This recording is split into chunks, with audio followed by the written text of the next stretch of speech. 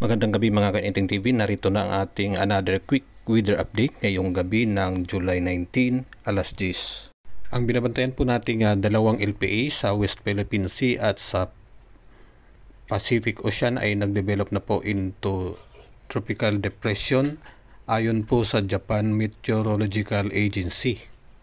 Ngayong gabi wala pa namang direktang epekto ang dalawang disturbance sa ating bansa. Maliban lang po sa konting trough ng LPA na nasa Pacific Ocean na umaabot sa Eastern Visayas.